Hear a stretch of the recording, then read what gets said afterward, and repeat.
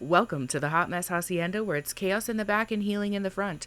I'm your host, Antibiotics, and it's time for the next emotional prescription. Today's emotional SOS reads, Dear Antibiotics, how does someone let go of the negative habits and turn them into healthy ones?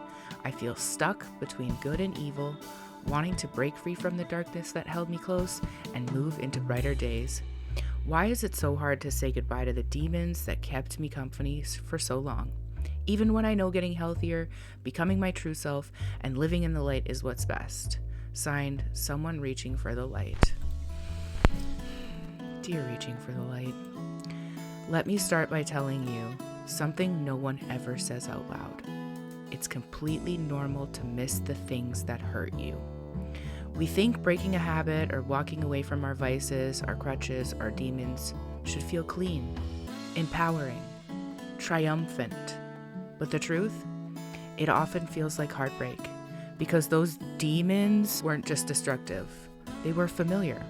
They were predictable. They were the thing you reached for on nights when you didn't have anything else. They sat with you in the dark long before you had anyone safe to talk to.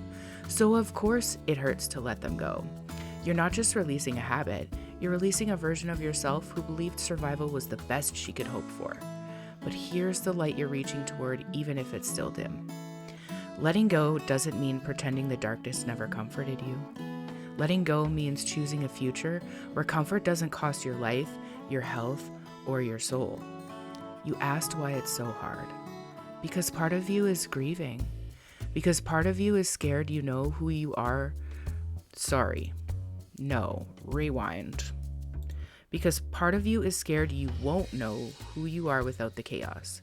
Because part of you worries that the light won't hold you the way the darkness did. Because here's what I know. You're not standing between good and evil.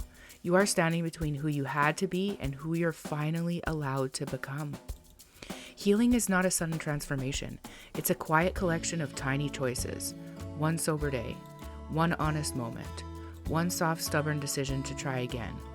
When the cravings hit, when the old patterns whisper, when the darkness calls you back like an ex who refuses to take the hint, remind yourself, I'm not letting go of comfort. I'm letting go of pain that pretended to love me.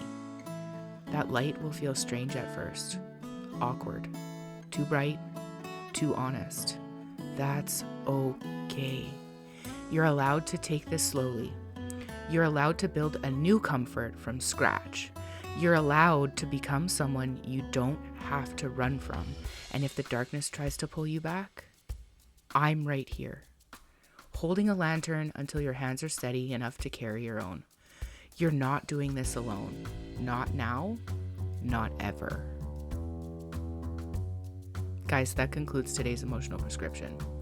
If you're still listening, I appreciate you more than you know. Tune in Thursday for the next one. Antibiotics out.